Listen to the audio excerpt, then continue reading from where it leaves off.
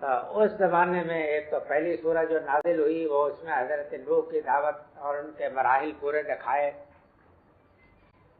کہ تم سے پہلے اللہ کے رسول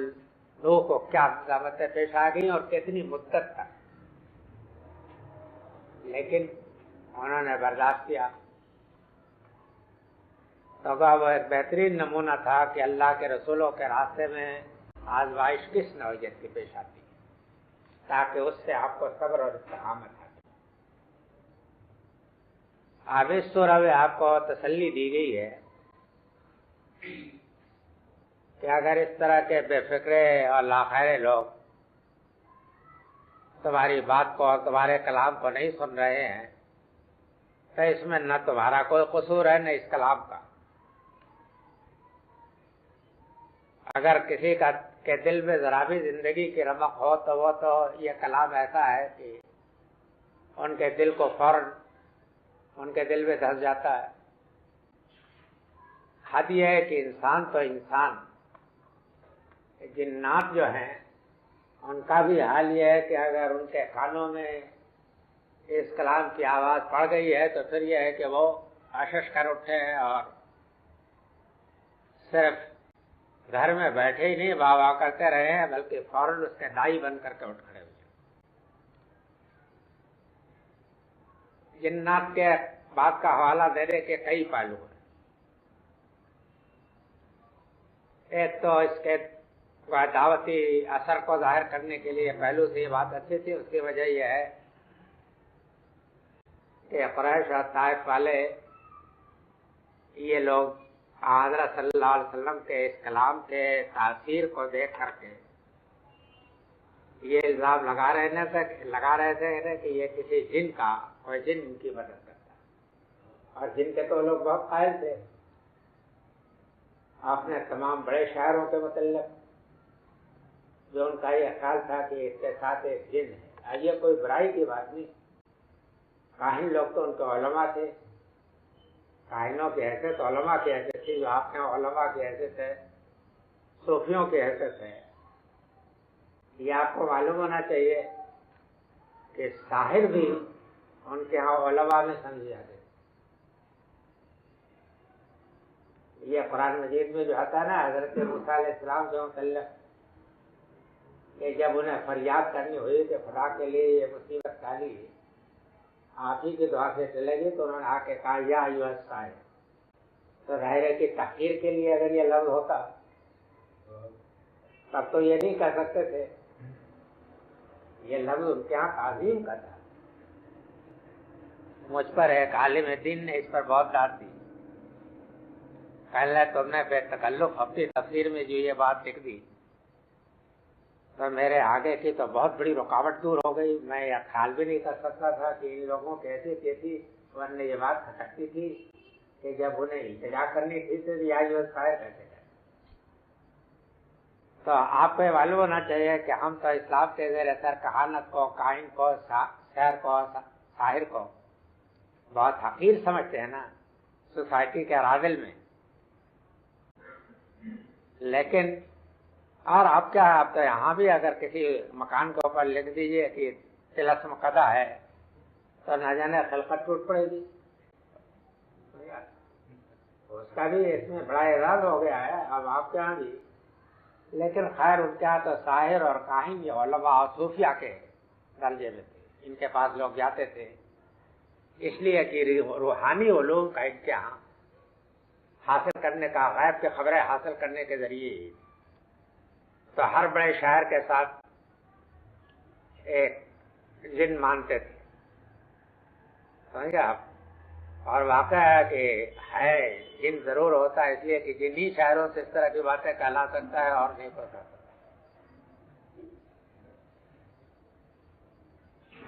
تو یہ گویا اس میں تلوی اس بات کی طرف کہ تم تو کہتے ہو کہ یہ جنات کا اتارا ہوا ہے، یہ لوگ کہتے ہیں، لیکن واقعہ ہے کہ جن بھی اس کلام کو سن کر کے خوش ہوتے ہیں، بشرطے کہ ان کے اندر ایمان کی رمق۔ اس پہلو سے بھی اس کو ضروری تھا کہ وہ، اور یہ تم سمجھتے ہو کہ یہ وہ سکھاتے ہیں، حالانکہ وہ اپنے اختیار اور اقتدار سے اتنا بالا تر سمجھتے ہیں کہ ان کی سمجھ میں نہیں آتا کہ کیا ہے۔ اب یہ موقع حضرت صلی اللہ علیہ وسلم کو تسلی دینے کا جو تھا، تو آپ نے جنوں کے تاثرات، قرآن نے جنوں کے تاثرات دیا، یہ بات سمجھ لی آپ نے؟ آپ حضرات تک میری آواز پہنچتی ہے؟ یہ بات آپ نے سمجھ لی؟ یعنی عربوں کا عقیدہ جو ہے وہ جنوں کے متعلق، شاعروں کے متعلق اس طرح ہے، اور وہ یہ خیال دعویٰ کرتے تھے کہ یہ جنات کا کلام، جس طرح ہمارے کاہنوں کے پاس جن آتے ہیں ان کو غائب کی خبریں دیتے ہیں، اسی طریقہ سے اس شخص کے پاس کوئی جن ہے، وہ یہ کلام اس کو القاء کرتا ہے، اور یہ وہی الہی کے ذریعے جبریل کو کہتا ہے، جبریل لاتے ہیں، یہ وہ کہتے تھے۔ اس کے اوپر قرآن مجید میں بہت بحث ہوئی ہے اس مسئلے پر، اور یہ الزام چونکہ اور نبیوں پر بھی لگایا گیا تھا، تو سب کی زبان سے یہ جواب، مختلف قسم کے جوابات اس کے منقول ہیں، اور حضرت مسیح علیہ السلام نے تو بہت ہی دندان شکن جواب دیا ہے، اور وہ جواب قرآن مجید میں بھی نقل ہوا ہے۔ ان مقاصد سے یہ سنائی گئی ہے، اور یہ بات مجھے مفسرین کی ٹھیک معلوم ہوتی ہے۔ شان نزول تو یہ حضرات جو بیان کرتے ہیں وہ کوئی بڑی اہمیت رکھنے والی چیز نہیں ہے، لیکن بعض جگہ کلام سے جو شان نزول مستنبط ہوتا ہے وہ ٹھیک ہوتا ہے۔ یہ لوگ کہتے ہیں کہ طائف سے جب آپ بہت بدل ہو کر کے آ رہے تھے، تب قرآن مجید آپ شب میں نماز پڑھتے ہوئے آپ سے، اور ظاہر ہے کہ تہجد کی نماز رہی ہوگی، آپ کہیں پڑھ رہے تھے تو جنات کی کوئی پارٹی گزری اور اس نے سنا، اور وہ اس کے یہ تاثرات نقل ہوئے۔ شروع میں ایک بات اور بھی سمجھ لیجئے کہ بہنی اسی قسم کی بات سورہ احقاف میں بھی بیان ہوئی، جنات کے تاثرات کرتے، اور دونوں جگہ یہ بات اس طریقہ سے نقل ہوئی ہے کہ جیسے یہاں آتا ہے کہ قل اوحی الیہ، کہہ دو کہ میرے اوپر یہ بات وحی کی گئی ہے، یعنی جنات کا یہ تاثر جو ہے نبی صلی اللہ علیہ وسلم کو براہ راست ہی معلوم ہوا، بلکہ وحی الہی کی، تو یہ بات معلوم ہوتی ہے دونوں جگہ، احقاف میں بھی ہے اور یہاں۔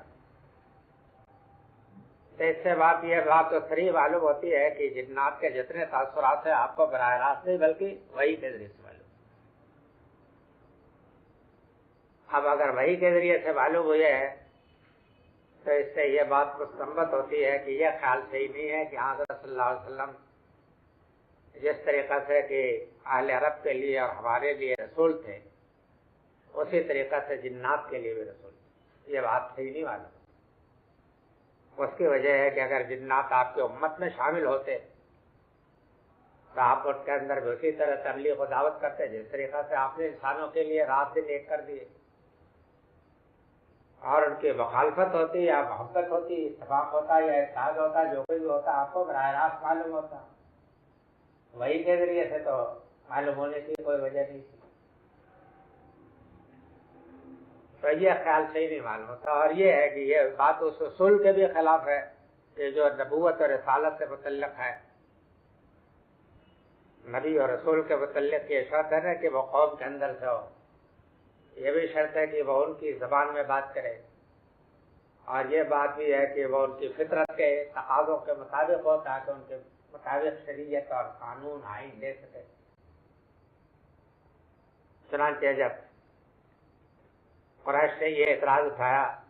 کہ اگر اللہ تعالیٰ کو کوئی رسول بھیجنا ہوتا تو کوئی فرشتہ بھیجتا، کوئی اور مخلوق کو بھیجتا،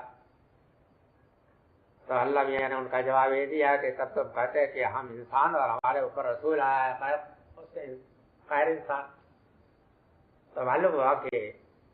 رسول جو ہوتا ہے چونکہ اس کی زندگی کا ہر قول، ہر فعل، ہر عمل اتباع و اطاعت کے لیے ہوتا ہے، تو کسی غیر بشر کا، کوئی غیر بشر جو انسان کے لیے تو نمونہ نہیں ہو سکتا نا، تو اس لیے یہ خیال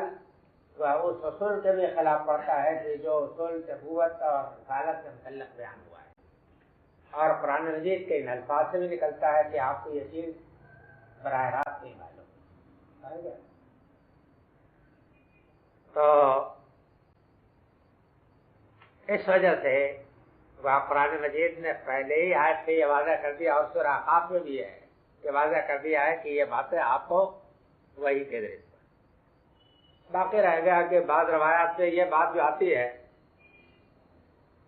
کہ نبی صلی اللہ علیہ وسلم کے پاس جنات کا کے کچھ وفد آئے بعض مرتبہ، یا بعض مرتبہ آپ ان کے ہاں کبھی گئے، تو اول طور روایات میں بڑا اضطراب ہے۔ میں یہاں روایات پر تو بحث کرنے کا موقع نہیں ہے، لیکن بڑا اضطراب ہے، کوئی کچھ کہتا ہے، کوئی کچھ کہتا ہے، کوئی کچھ کہتا ہے، یعنی اصول حدیث کے روح سے وہ روایات پر تنقید کے مطابق کلمات کے، اور یہ بات نبوت رسالت کے ضابطے کے خلاف ہو کہ وہ کہیں کہ ہدیہ ہے کہ وہ کہتے تھے کہ اگر تم پر کوئی غیر عرب بھیجا جاتا تو تم کہتے کہ عربیون و عجمی، کہ ہم تو عربی ہیں اور ہمارے اندر رسول عجمی ہے۔ تو یہ ساری چیزیں ہوتی ہیں، ظاہر ہے کہ جنوں کے مقتضیات فطرت الگ ہیں، ہم خاک سے پیدا ہوئے ہیں، وہ نار سے پیدا ہوئے ہیں، ان کی ضروریات، ان کے تقاضے، ان کی خواہشیں، ان کے مطالبات، ان کا نیچر، ان کی فطرت ہم سے الگ ہے، تو ان کے لیے کوئی بشر میں سے کوئی رسول تو نمونہ نہیں ہو سکتا۔